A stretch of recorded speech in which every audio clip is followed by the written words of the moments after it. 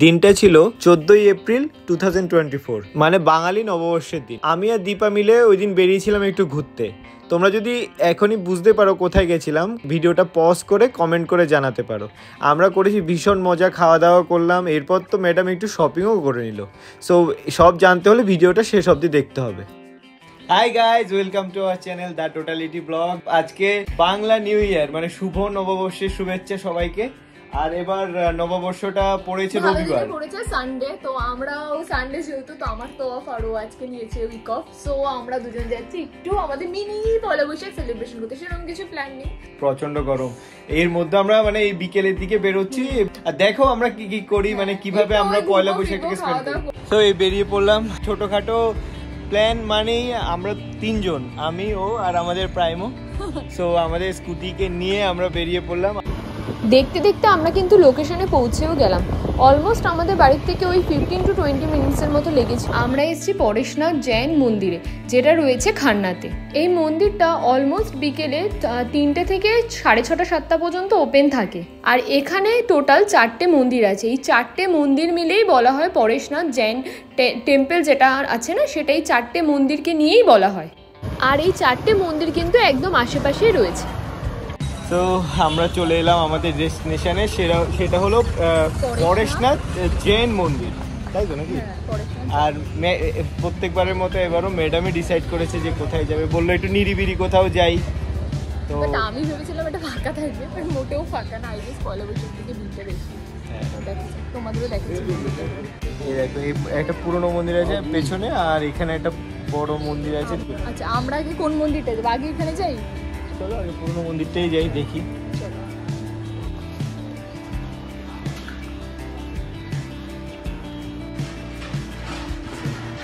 এই যে দেখতে পাচ্ছ, এটা হলো পরেশনাথ জৈন টেম্পলের যে 4টে মন্দিরের সমন্বয়ে তৈরি, তার মধ্যে প্রথম মন্দির হলো এটা। আর এই মন্দিরের নাম হলো চন্দ্রপ্রভুর মন্দির। এই মন্দিরটা কিন্তু একটু নিরিবিলিই ছিল, আর খুবই পরিষ্কার ছিল। দেখতেই পাচ্ছ চারিধারে প্রচুর গাছ লাগানো, খুব সুন্দর ছিল।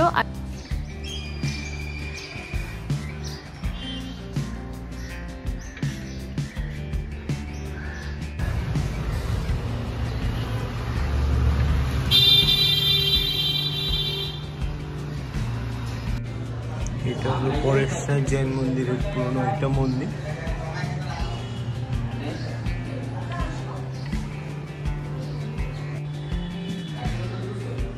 বাহ, কি সুন্দর, বেশ সুন্দর।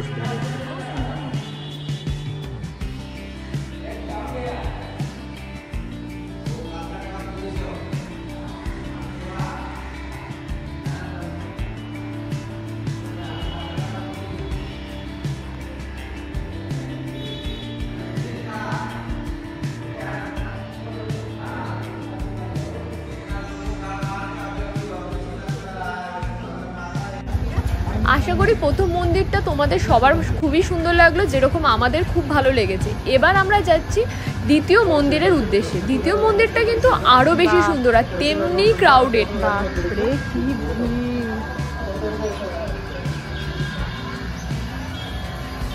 গতবার পয়লা বৈশাখে আমরা গেছিলাম না একটা জায়গায়, মন্দিরে।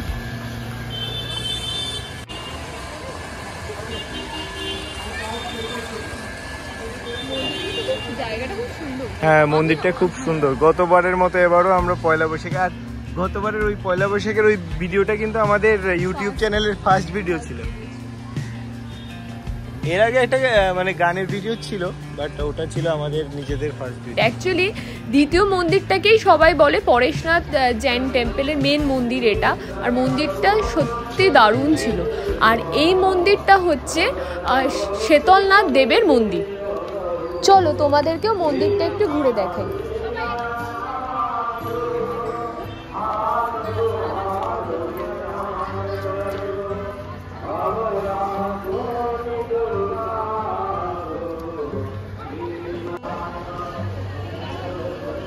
মন্দিরটা কিন্তু সত্যিই দারুণ।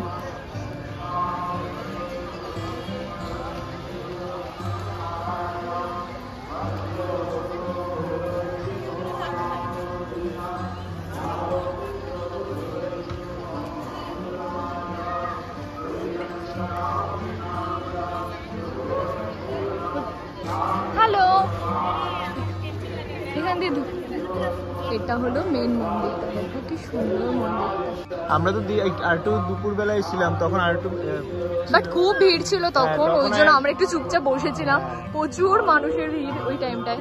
এখন একটু অনেকটা ভিড় কমেছে তাই এলাম। হ্যাঁ অ্যাটলিস্ট এখন ভিডিও করা যাচ্ছে। এখানে ডেকোরেশন গুলোও খুব সুন্দর, দেখো এখানে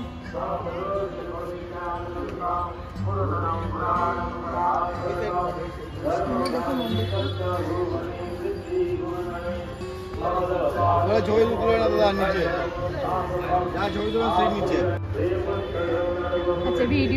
টুইটি দাদা স্ট্রিক্টলি ভাবে বলে দিল যে মন্দিরে ভিডিওটা বাইরে থেকেই করতে হবে, তো তোমরাও মন্দিরে ভিডিওটা বাইরে থেকেই দেখো। আর ভেতর থেকে মন্দিরটা কিরম ছিল সেটা দেখতে হলে তোমাদের নিজেদেরকে আসতে হবে। ভেতর থেকেও খুবই সুন্দর ছিল মন্দিরটা, তোমরা এসে কিন্তু দেখতেই পারো।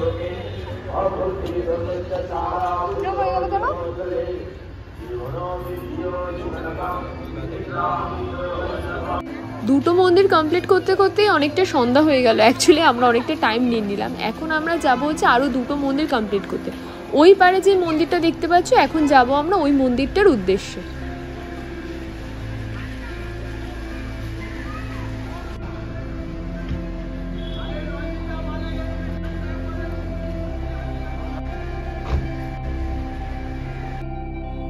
এই যে তোমরা দেখতে পাচ্ছ এটা হলো 3 নম্বর মন্দির, আর এই মন্দিরের নাম হলো দাদাজির মন্দির। এই মন্দিরটাও কিন্তু দারুণ ছিল, বাকি দুটো মন্দিরের মতো খুবই সুন্দর ছিল। আর এই মন্দিরটাও কিন্তু খুব নিরিবিলি ছিল, মানে 2nd নাম্বার মন্দিরটাই খুব ভিড় ছিল, বাট এই মন্দিরটা খুবই নিরিবিলি ছিল, খুব শান্ত ছিল। আর আমরা যখন যাচ্ছিলাম না, একটু দেরি হয়ে গেছে, তোমরা দেখতে পাচ্ছ পুরো সন্ধ্যা হয়ে গেছে, তো এই মন্দিরটা তখন বন্ধ হয়ে যাচ্ছিল অলমোস্ট, বাট আমরা দেখতে পেরেছি। তো তোমাদের বলবো তোমরা যদি যাও একটু বিকেলের দিক করে যেও, কেন সন্ধ্যাবেলা না মন্দিরগুলো আর 7টার পর মন্দিরগুলো বন্ধ করে দেয়। সত্যি ফটো তোলা হলে এখানে এসে তোলা যেতে পারে, সুন্দর। অ্যাকচুয়ালি এটার ব্যাপারে হয়তো বেশি কেউ জানে না।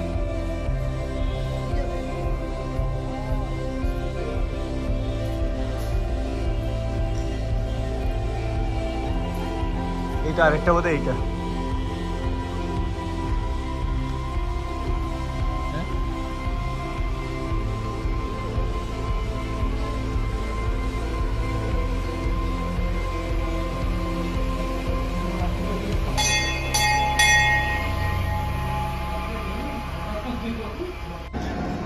এটা হলো 4 নম্বর মন্দির। এটা মহাবীর জৈন মন্দির।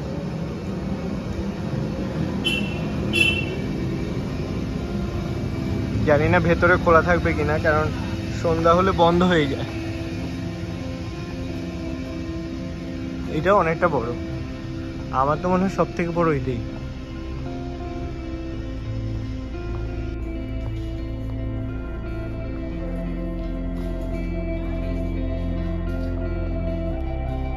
বাকি 3টে মন্দিরের মতো এই মন্দিরটাও কিন্তু খুব সুন্দর। আর এই মন্দিরের ভেতরেও ভিডিও করা যাবে না, তো বাইরে থেকেই আমরা যতটুকু পসিবল ভিডিও করে তোমাদের দেখালাম। আর তোমরাও কিন্তু মোটামুটি একদিন বিকেলবেলা আসতেই পারো, যারা কলকাতা নিয়ারেস্ট থাকো তারা কিন্তু বিকেলবেলা এসে একদিন দেখেই যেতে পারো এই মন্দিরগুলো, খুবই সুন্দর।